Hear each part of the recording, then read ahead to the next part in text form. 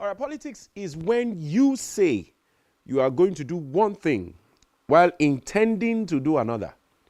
Then, when you eventually get there, you do neither what you said you will do nor what you actually intended to do. This statement is credited to late Saddam Hussein. Now, could this be a perfect illustration of the Nigerian political scenario?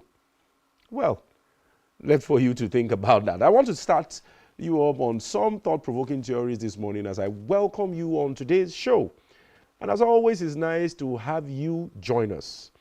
This is Political Spectrum coming to you live from Uyo, the state's capital, and I remain your host, Olumese Ehinoma Olusegun.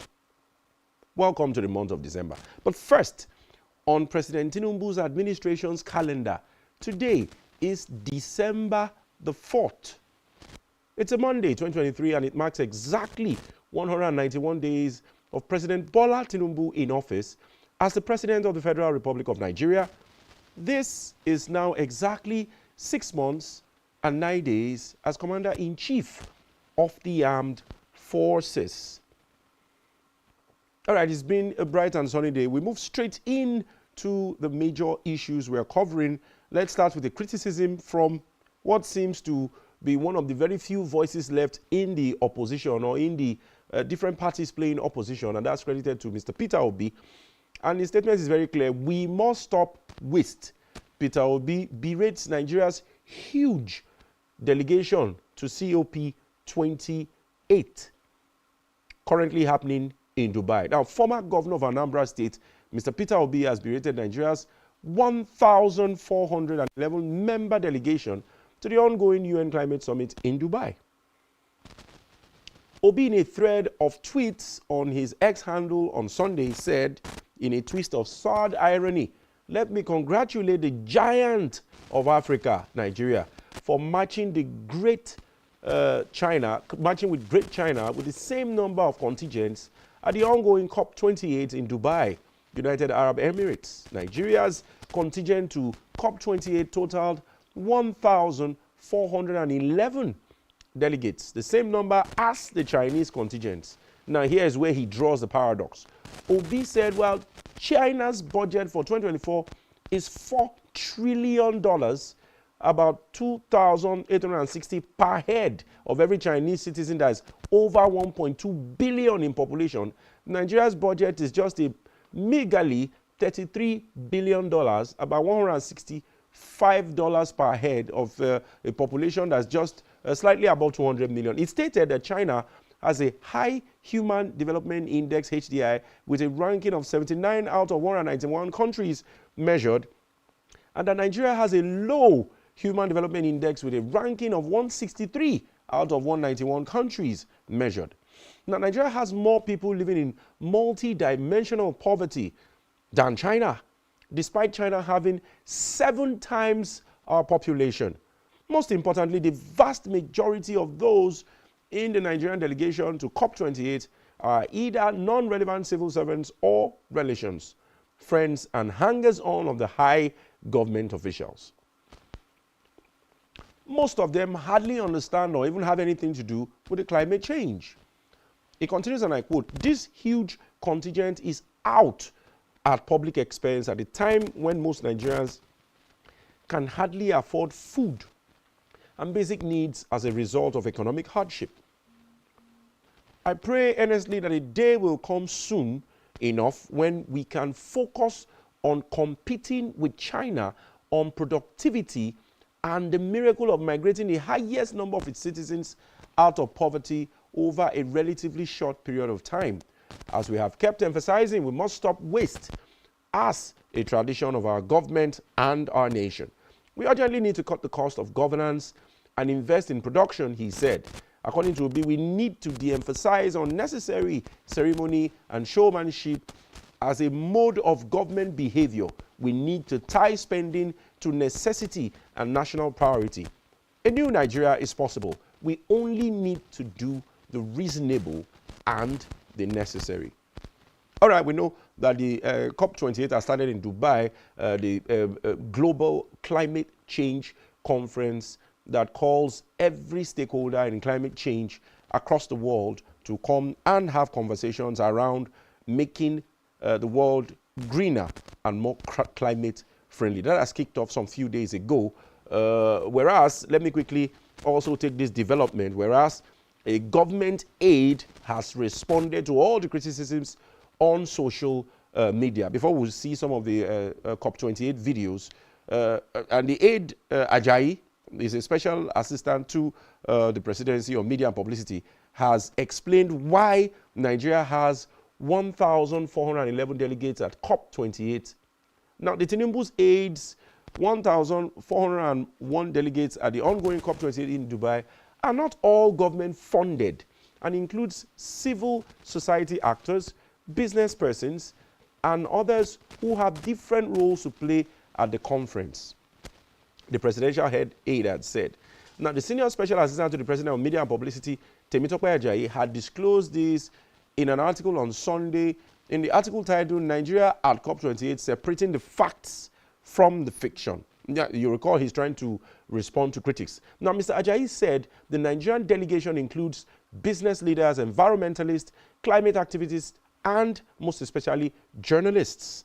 Now, in Nigeria, like so many other countries, interested parties comprising government officials from both the federal and subnational governments, business leaders, environmentalists, climate activists, and journalists are present in Dubai. Also participating are agencies of government such as the NNPCL and its subsidiaries, Ministry of the Niger Delta Affairs, NIMASA, NDDC. He explained the size of President Bola Tinubu and his entourage at COP28 in Dubai.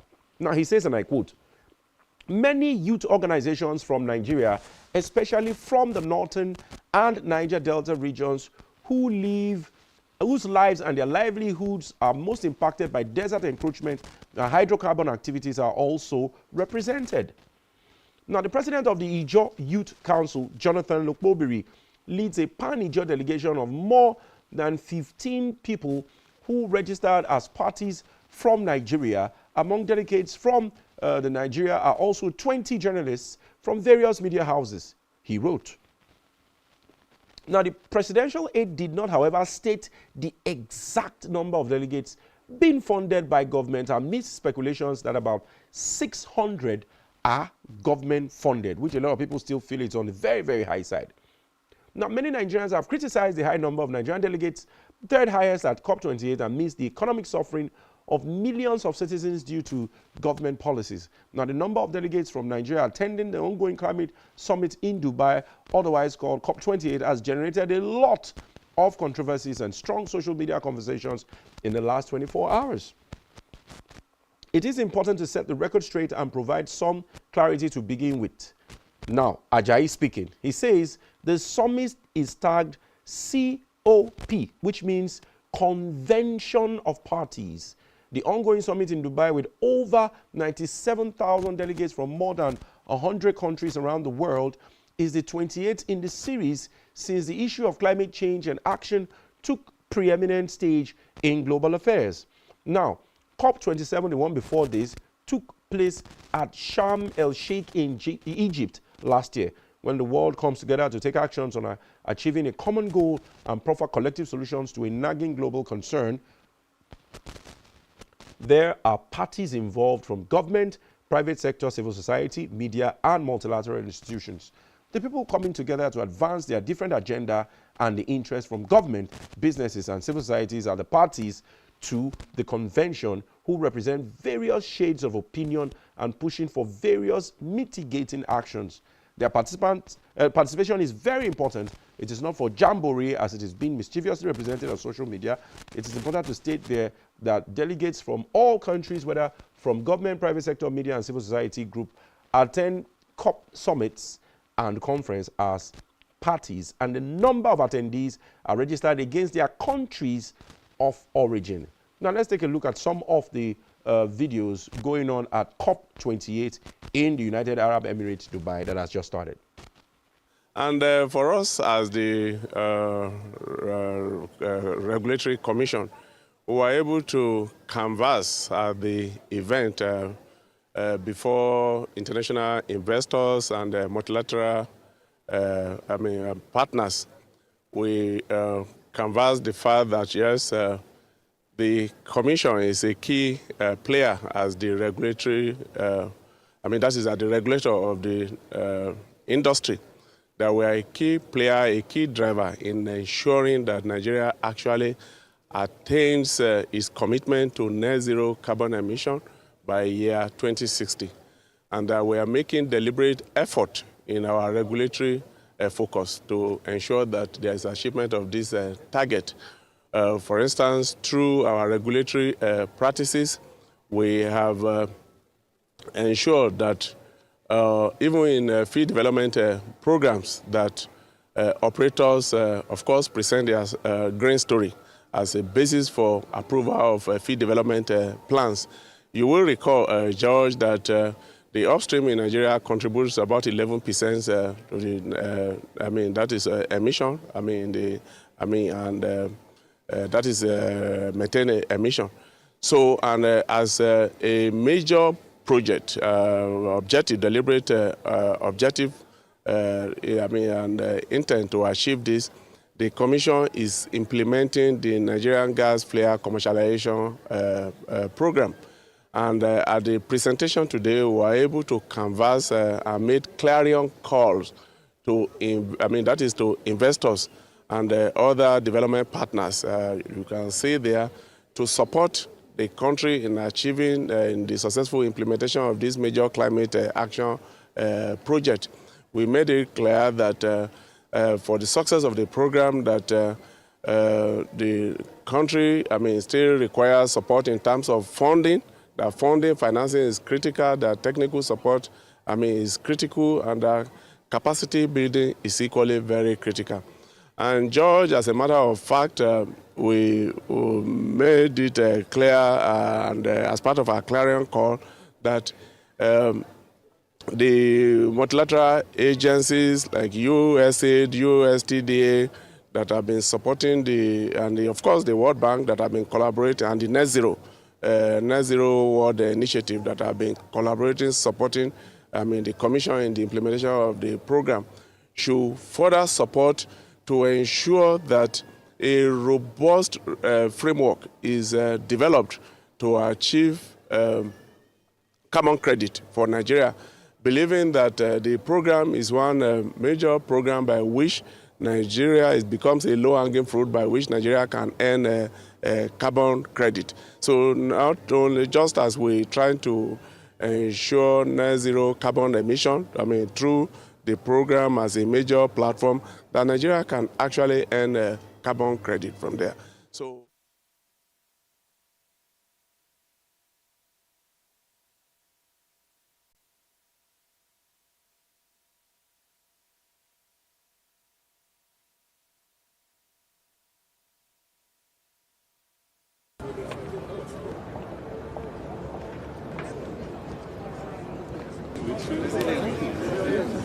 Ladies and gentlemen, the Secretary General of the United Nations, Mr. Antonio Guterres.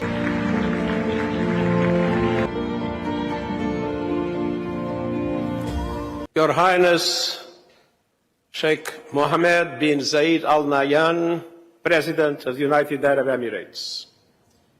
I want to express my profound gratitude for the wonderful hospitality that we are enjoying in Dubai from the government and the people of the United Arab Emirates. COP28 President Dr. Sultan Ahmed Al Jaber, I want to congratulate you on the positive start of the COP, with an expeditious approval of the agenda and the landmark operationalization of the Loss and Damage Fund.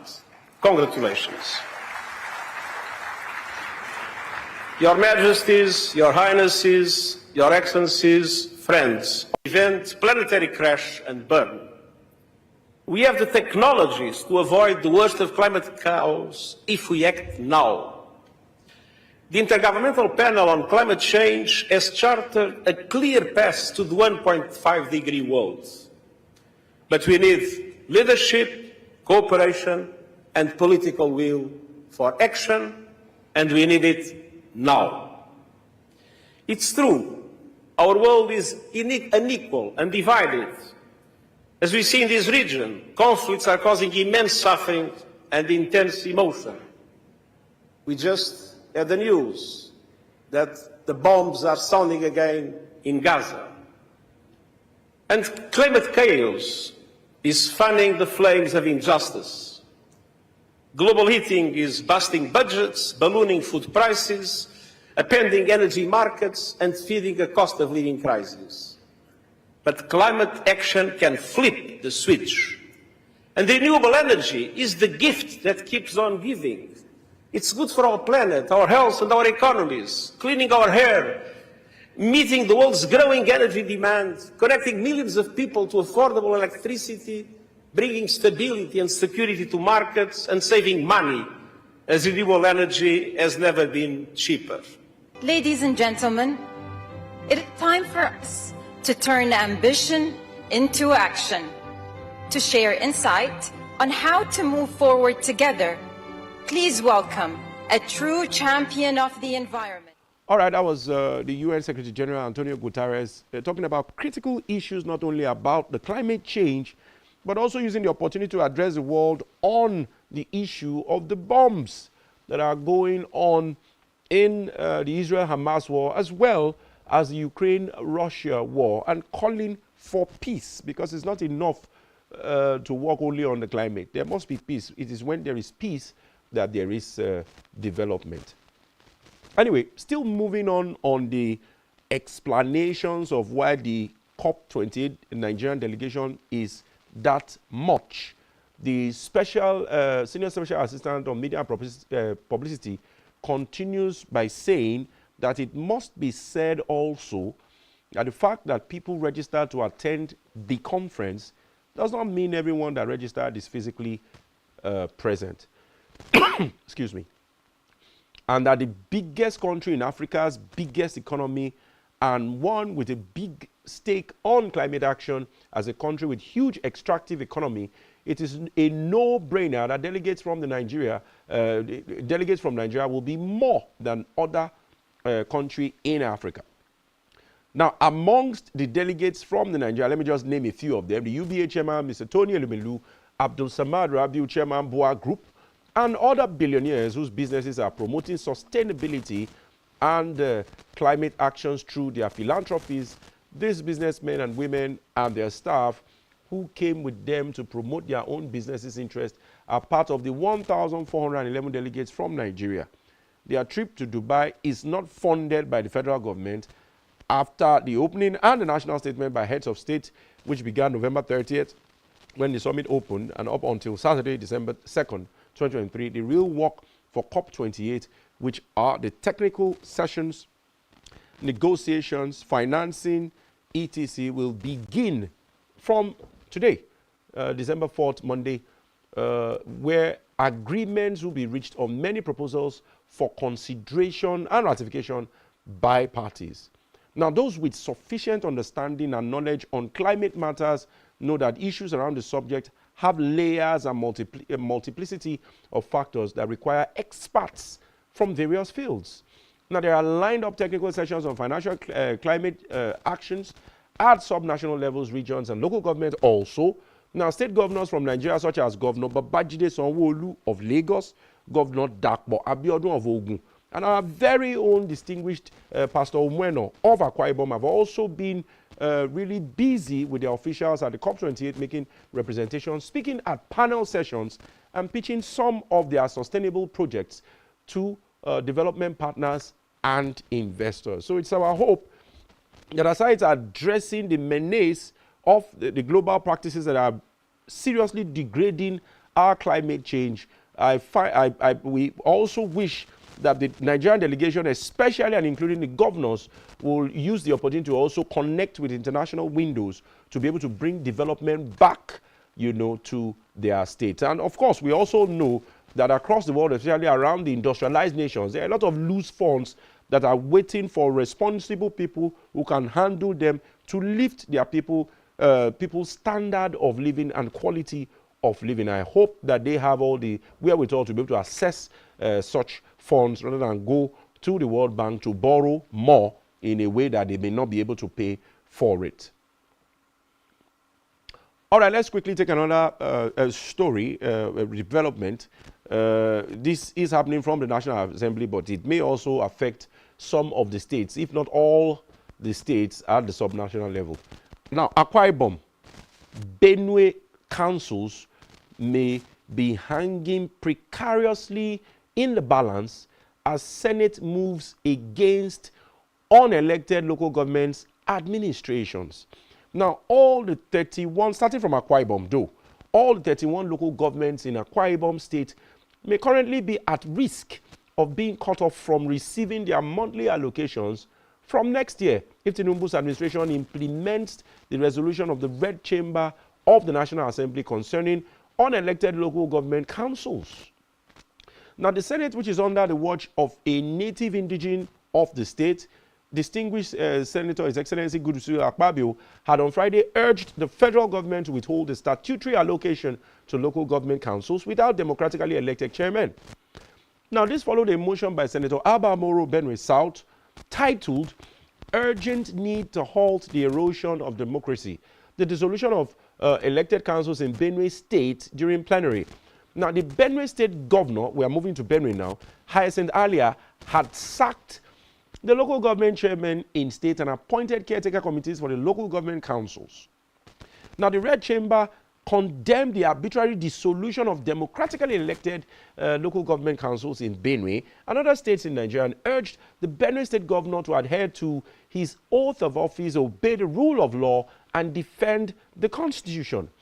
Now, Moro, in his motion, said placing caretaker committees to replace elected councils was an aberration and alien to the 1999 Constitution of the Federal Republic of Nigeria as amended. Now, Moro, quoting sections 1 of the 1999 Constitution, which guarantees a system of local government and democratically elected councils, said the law placed the responsibility on every state to ensure the existence of local government councils. Now, he noted that there were subsisting court rulings directing the governor, the House of Assemblies, their agents, privies, not to tamper with the tenure of the elected councils. Now, he said neither the governor nor the state government had appealed this judgment. Now, on the other hand, Senator Adams Oshomole of Edo North said about 16 states in Nigeria are currently without democratically elected council officials. Now, back to Akwa Ibom.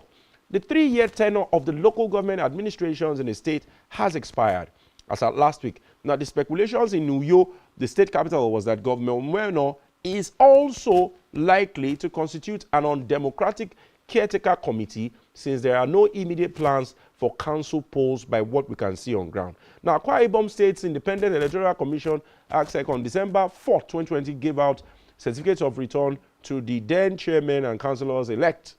Of course, it's 3 years now. The PDP won all the 31 chairmanship and 367 councillorship positions in 2020 local government polls. Now, the ACSEC conducted chairman of the electoral agency, Aniedi Ikoiwak, a church elder, announced at the presentation of the certificate of returns to the elected chairman and the councillors whose tenure had expired. The opposition's APC in the state reacted to the election outcome, claiming that there was no election in Akwa Ibom. Now, in a statement jointly signed by its then state chairman, Amadou Atai, caucus chairman, Don Etiebe, and state secretary, Effiong Etok, rejected results of the election. Now, the party accordingly informed the security agencies, the state government, the federal government, and the general public that they rejected it in its entirety and that the result of ACSEC announced. However, the Senate unanimously resolved that the move will deter the dictatorial tendencies of some state governors. Now, this resolution is coming against the backdrop of a motion moved by Senator Abba Moro on the urgent need to halt the erosion of democracy vis-a-vis the dissolution of elected councils in Benue State. Now, the lawmakers argue that the placement of caretaker committees to replace elected councils is an aberration, undemocratic, and a breach of the Constitution of the Federal Republic of Nigeria, 1999, as amended. And finally, Senator Victor Ume, who is representing Anambra Senatorial District, who seconded the motion, lamented that the issues has continued to undermine the local government system in Nigeria. Consequently, the Senate condemned the arbitrary dissolution of democratically elected local government councils in Benue and other states. Now, last June, the earlier administration suspended all the local government councils in Benue to therefore save the face of Nigeria's democracy. The Senate urged earlier to adhere to his oath of office, obey the rule of law, and review the constitution of the caretaker committees and reinstate the elected councils. Interestingly, Section 7.1 of 1999 Constitution, as amended, guarantees a system of local government run by democratically elected councils, which means that the local councils, there is nothing like a caretaker committee, in the local councils. Rather, the Constitution, recognizes democratically elected council. From the chairman to the deputy to the councillors and all the other positions that require to be elected. So if the National Assembly goes ahead and succeeds on this, it means that any local government that is formed by a caretaker, probably because the governor is not ready to conduct some elections, those local governments will no longer receive their local government allocations. All right, we'll go on a short break. We'll be right back briefly.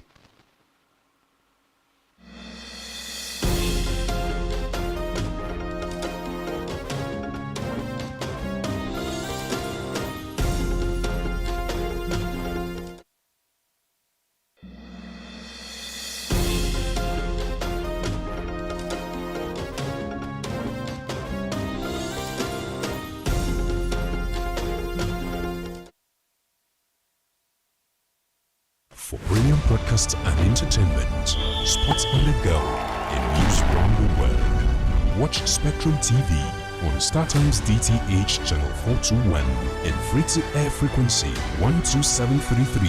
Visit our website, spectrumtvlive.ng. Spectrum TV, broadening your horizon.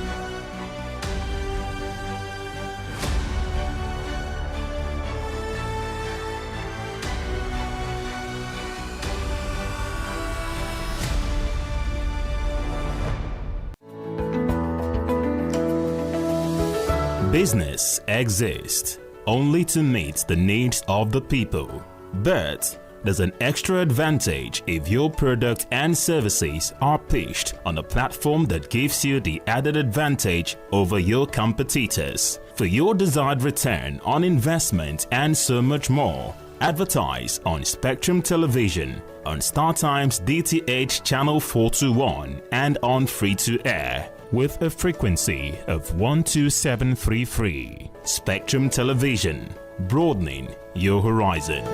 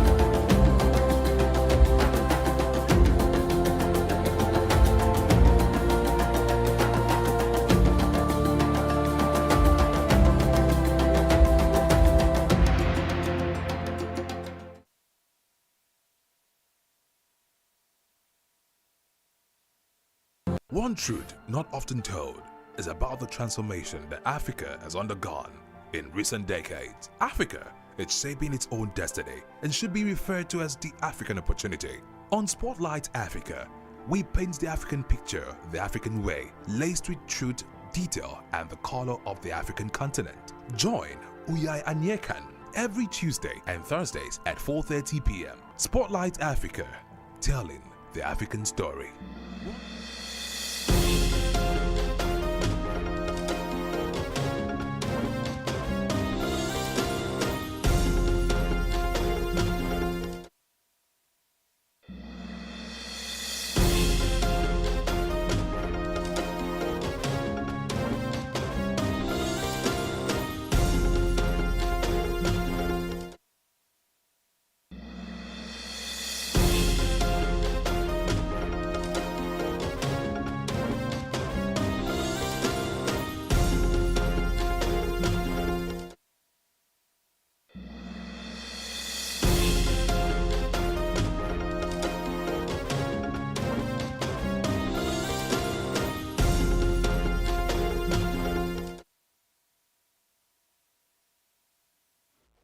All right, many thanks for staying tuned. If you're just tuned in, it's Political Spectrum on Spectrum Television, and we've been going through some of the major developments in our nation's polity. All right, let's quickly take another development. This was an exclusive from a very, very notable media organization, which is making a huge allegation that Tinubu government procures used mass transit buses for Nigerians despite 100 billion budgeted. And then he goes ahead to hire painters and panel beaters to work on them. Now, there are unconfirmed reports, though, and claims that a cross-section of used, in parentheses, used high-capacity buses for mass transit have been purchased by the President Bola Tinubu-led government to ease transportation. Now, Nigerians occasioned by the fuel subsidy removal, the buses were sighted at the Federal Secretariat car park in Abuja with a group of panel beaters, technicians, and painters battling to fix and rebrand the dilapidated buses. The panel beaters were seen carrying out body work on the buses, while the painters painted the dented parts of the buses to give them a facelift.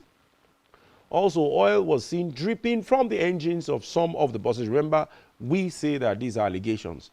Now, findings reveal that the high-capacity buses belong to the Federal Ministry of Transport as part of a palliative program designed to reduce the cost of transportation. Now, a peep into the 14 vehicles also showed that the interior had worn-out seats, smashed windscreens, and old tires. Meanwhile, the press officer, Ministry of Transport, Mr. Olujimi, denied at first that the vehicles belong to the Ministry of Transport. But when media reached out to him for a reaction, Olujimi, who had initially refused to answer repeated calls put across to his mobile phone to confirm the owners, finally responded via text and said, "They are not, to my knowledge, tasked for asking."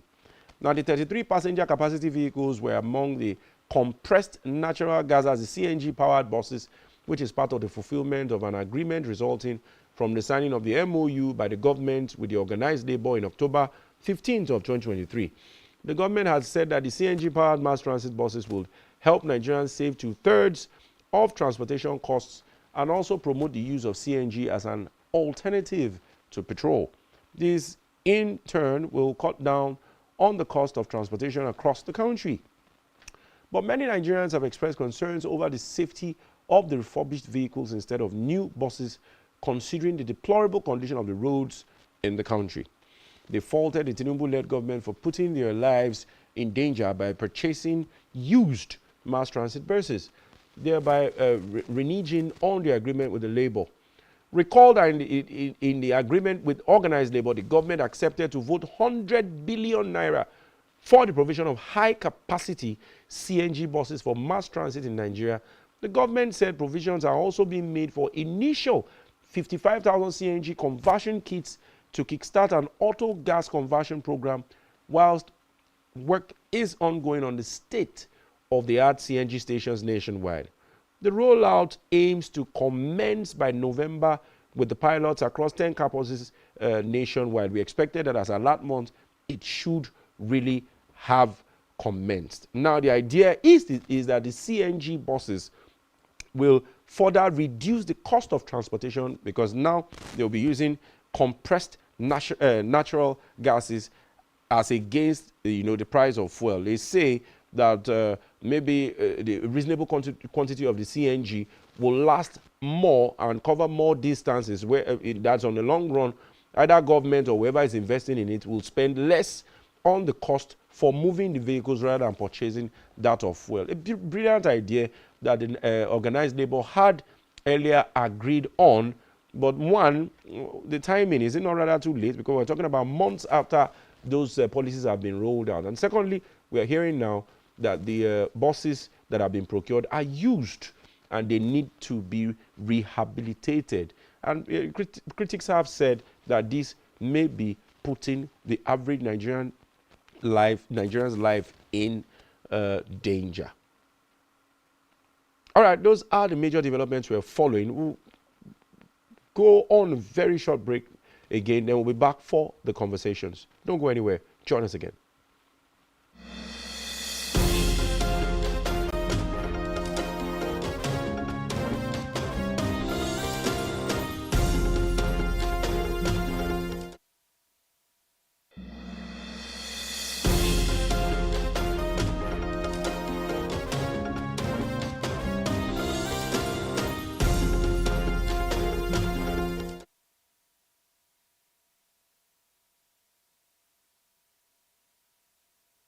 All right, we have Citizen MKO now joining us live from the capital of Uyo virtually. Citizen Matthew Kofi Okono is the founder of Open Forum, a very, very dogged civil society activist and also a public policy analyst. Citizen Matthew, you're welcome on the show. Good morning, good day to you, and a happy new month.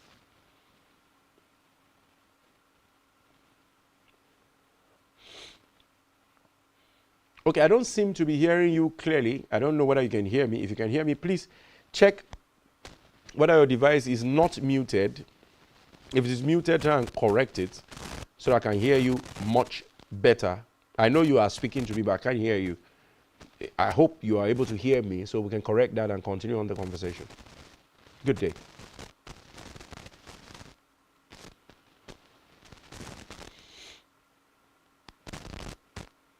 Okay, I'm afraid we'll have to go on another short break so that we can rectify these things so that the conversation will be smooth throughout. Please just be a little patient with us as you join us again.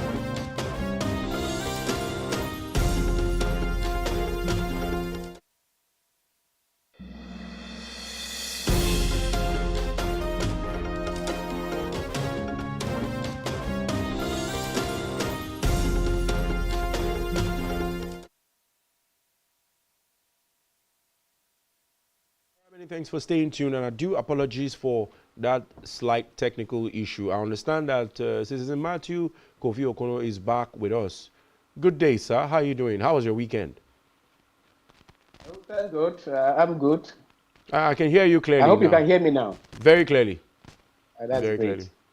Thank you. Okay, let's just dive right into it. You've been following some of the developments across the polity. We start with the COP28, a very popular global conference on climate change, amongst many other critical issues that brings the whole world together. But yet again, Nigeria seems to be on the front burner of happenings concerning the COP, not because they've innovated some benign or genuine or novel ideas that has got the world clapping, but yet again on the size of the delegation. And then a lot of people will be thinking, well, is it that government, from government to government, we often have these issues? And then there's been mass criticisms across social media platforms and even from lip to lip and from mouth to mouth. Now, there are widespread criticisms about the huge Nigerian delegation who attended the COP28 event in Dubai. How do you see all of this? I want you to comment on it first. Thank you very much. Nigeria has always struggled to be in the news, often for a very bad reason. And I use the term guidedly, struggle to be in the news. We just came out of a very controversial election and controversial legal tussle. And then the government, this present administration of His Excellency Asiwaju Bola Ahmed Tinubu, has also given us the largest size of Federal Executive Council. At the same time, we've had them, virtually all the key actors in the system told us how terrible the economy, the mess is, and to properly situate it so that people will not say, what is he talking about? I will just read out some of the comments that have been made by the president, by the vice president, the national security advisor, and even the CBN governor, having to do with the state of our economy, which should be able to influence how we do things. First, it was His Excellency, Mr. President, has said that, I quote him, I inherited serious liabilities, but also assets. The assets comes with a but. But what he said clearly is that he inherited from the immediate past administration of former President Buhari, serious liabilities. And the vice president added, say, we are facing challenges. And Yemi Cardoso, the CBN governor. The CBN governor said, yes, he said, CBN does not have a magic wand to solve current economic challenges. That tells you that the problem they have met is so serious that some of us who were shouting ourselves was that the last administration was like having a one-way ticket to nowhere. The inheritors of from that administration have now come out. But the one that really caught people talking happens to be the one from the EFCC boss, the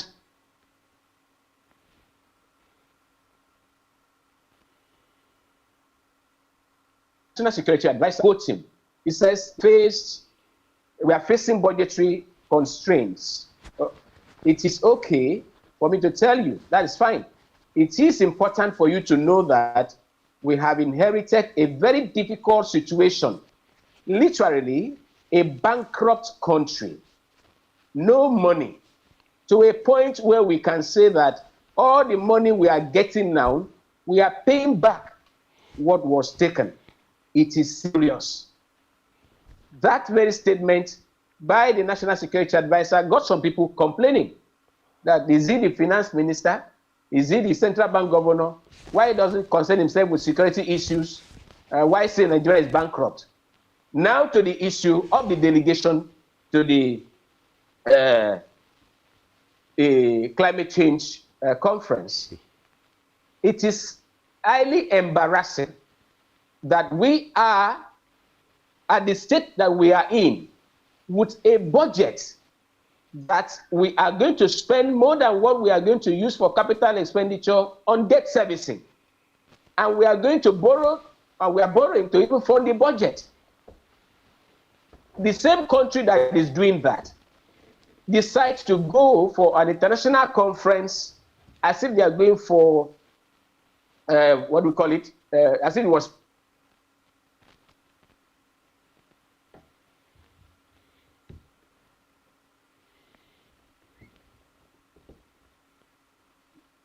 Okay, can you still hear me?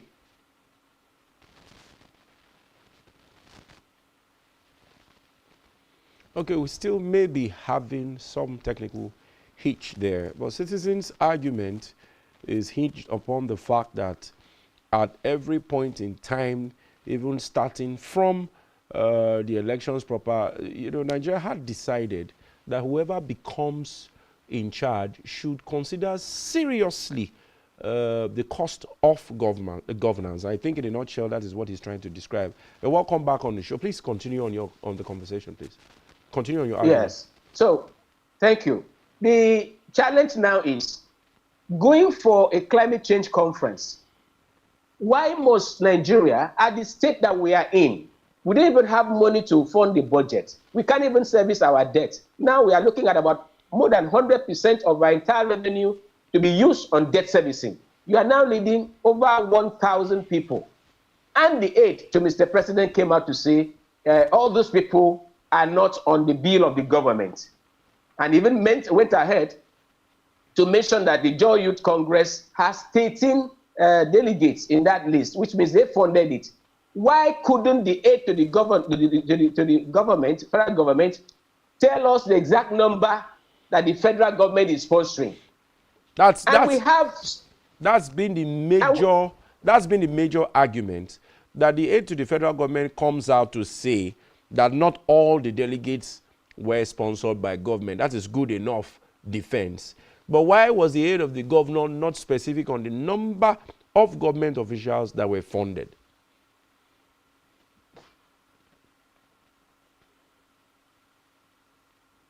Go on. Hello. I can hear you. Go on. So if the president's spokesperson could not tell us the number that government funded, it is an indictment that definitely there's something wrong somewhere, and we cannot blame them for doing that if we keep quiet. It is unimaginable by the time the entire cost is put out to see how much Nigeria has spent on what has turned out to be an embarrassing jamboree. China, that has serious issues at stake at that conference, can afford to have such delegation that they have, which we are competing with from the available information, not Nigeria. And very embarrassingly too, is the video of a lady, or maybe call it a woman, call her a woman, who has done a video to showcase her physique, showcase the kind of vehicle that's ferrying her from the hotel to the venue. Okay, citizen, we all saw that video, but how can we confirm that that is a COP28 delegate? Because, because she lays claim to it doesn't mean that it's a fact. That is subject to investigation because it has added to the embarrassment. It's a global embarrassment. It shows that the people that have been taken there were not fit, were not meant to be there. And that person, even if she was fit to be there, the kind of things she has done is an indictment on the quality of leadership that we are getting now. It's not good for us as a people. If she has a beauty or she has she does content, it is different. If she's a comedian, it's a different ball game. But not to showcase what she has showcased, and then nobody has come to refute that that thing is just a skit. So for me, the convention must not end. We need to know how much was spent, how much of Nigeria's resource was spent, and how many people were on the bill of the government. And if that very lady, whatsoever is her name, if she was there as a government in a government delegation or on a personal beauty show. Okay. Very embarrassing. So if he were the Minister of Culture and Tourism, or Dr. Betta Edu, that's the Minister of Humanitarian Affairs, was the one maybe panning around the video that she's a delegate. These are still very, very young and beautiful ministers too. Would you feel the way you're feeling on a very, very light mood, sir? Oh dear, we may be having some technical hitches. I don't know what is wrong with technology. Are you there? Can you hear me? She's one of the very vibrant ministers. What we saw in the video. No, but my question is, every woman is a woman. If it were a Minister of Humanitarian Affairs or the beautiful Minister of Culture and Tourism panning the video and showcasing, the whole environment, in their beautiful attire, would you be feeling the same way you're feeling, sir? I sincerely don't even foresee her doing it. If she does it, her job should end that day if I'm the president. Are you serious? That's a serious matter. I am telling you sincerely. There are things you don't accept. Okay. It has not added value. Okay. Yeah, it has not added value in any way. If you are not matured enough for serious issues as governance, you go to any of the fashion houses and then apply to be. Okay. Forgive me, citizen. I didn't know that was going to rub off on your emotions very negatively, but I just try to be a little bit light-mooded. But let's move into the serious and critical issues. Now, from the perspective of the Nigerian terrain, of course, climate change is a very serious issue. What do you expect, whether at federal level or at subnational level, or even some private bosses, captains of industry, what do you expect will be on the major agenda going to COP28, especially when it has to do with climate change? Remember that the south of Nigeria is completely bereft of critical infrastructure and is exposed because of oil spillages. In the north, we have desertification. We have all sorts of challenges that are completely avoidable. What should be the agenda of the over-bloated Nigerian delegation, how be it paid for by government or by private persons? What do you think should be the critical issues that they should go to discuss there? Because the workshop sessions have begun. The critical issue should be how the climate change has impacted us and what we are to do as a people to mitigate it. It's an expert kind of conference, and no matter how complex the issues are, the experts should be able to break it down such that the ordinary man on the street and some persons who are cutting down trees instead of planting, who are polluting environments instead of protecting it, should be able to know. For one, a friend reacted to my bitterness over the video by that lady, and you know what he told me? He wrote back that people get slots and people look for slots to go. It does not matter if they have anything to offer or not. It's an honor. It's a thing of pride that you are in the president's delegation to a conference. So it does not matter if you know what is going on. The important thing is that you are the delegation. After all, you will come back home with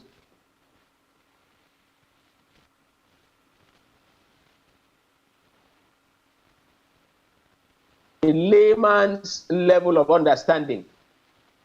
Until that is done, we in the South that are already feeling the terrible pains from the environmental degradation, added with the normal global climate change issue, which even Mr. President during the campaign made jest out of it, that he won't agree to anything they say unless they give us money.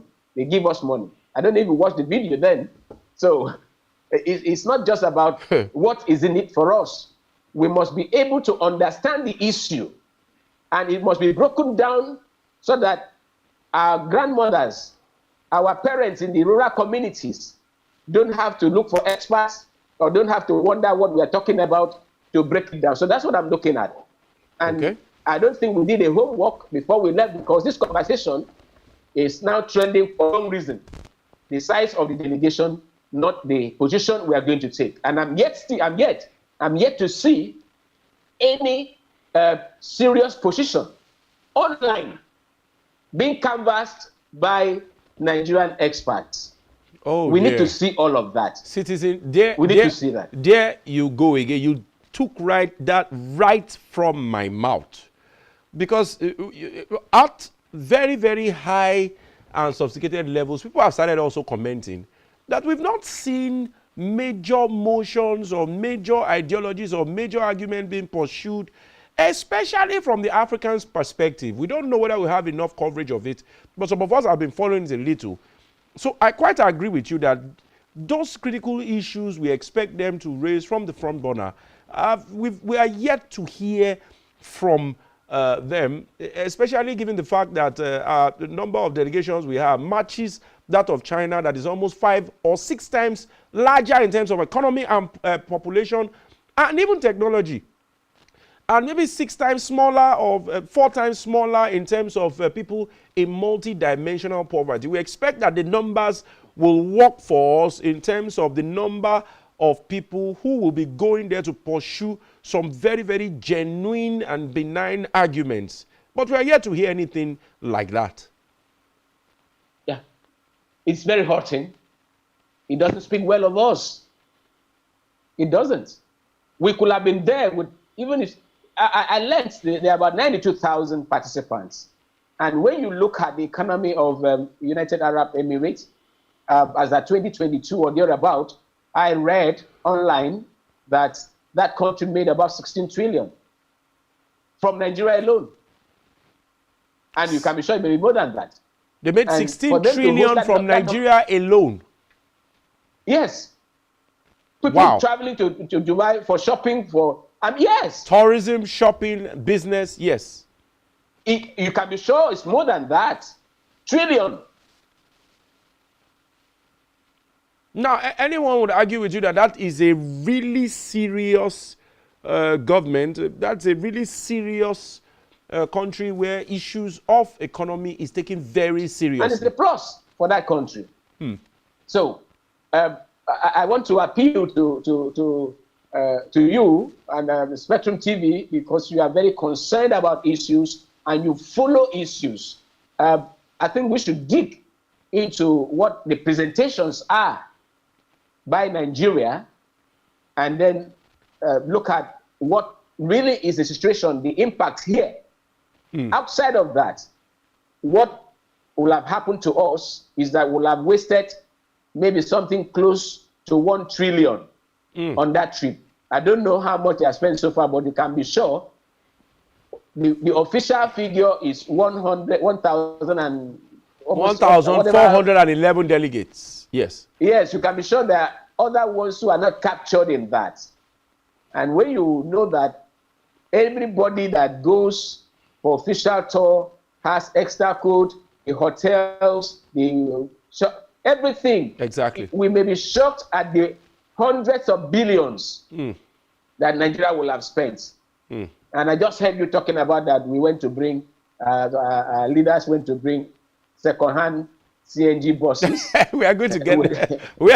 We are going to get there. But yes, you've made some very, very valid arguments. I don't know whether, before we go into the issue that the Senate is pursuing, talking about legislating some new laws to prevent chairmen who have deliberately not decided to conduct elections should be denied of their local government allocations. Of course, we understand all the magic at play at the sub-national level. We all know that it is the state government that controls all the resources, especially the ones that go to the local government areas. And then there's been, for decades, there's been the argument that is local government truly autonomous? Are they independent? And the answer is obviously a very, very 98 or 99% no. First of all, I want you to comment on that. Do you think the National Assembly or the Red Chamber is going the right direction by trying to pursue such a law? I think it's gone to its second or third reading or thereabout now.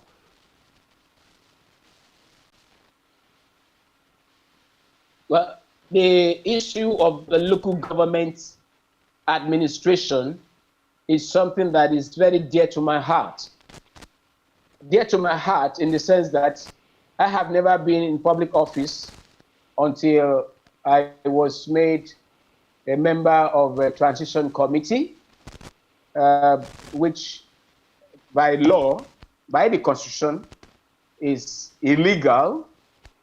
And God just wanted me to have the experience, because being an analyst, I'm into everything. I read a lot. I try to, because of my patriotism. But being in government and to see that there is a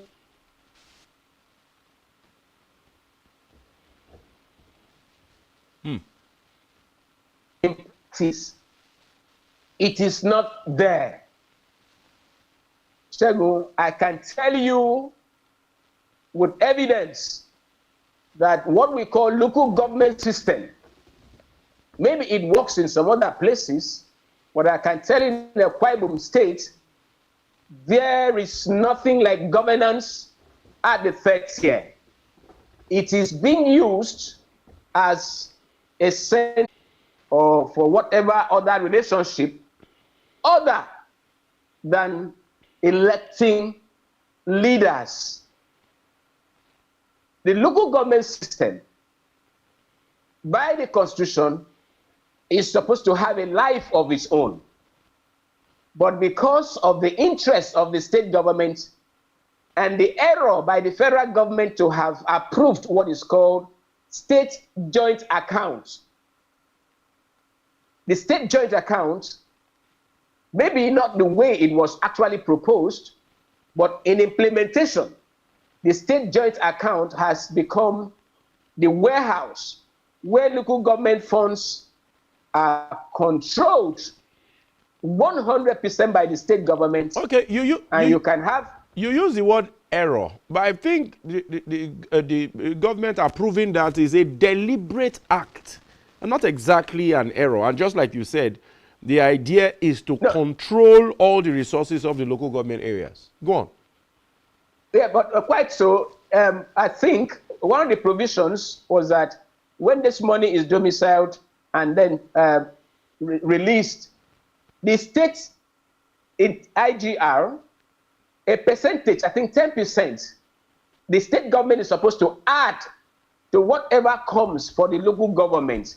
But they don't do that. Rather, they take virtually everything, and sometimes they give less than 10% of the allocation to the local government.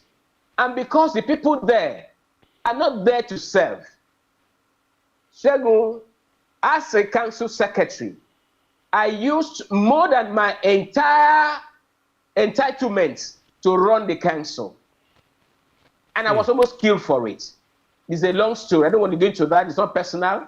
But because of my experience, I can tell you that whatsoever amount goes to local governments, maybe this dispensation, they are getting some percentage that has made some of them, like in Akwa Ibom, we've seen some chairmen who, for the first time in their lives, are commissioning projects.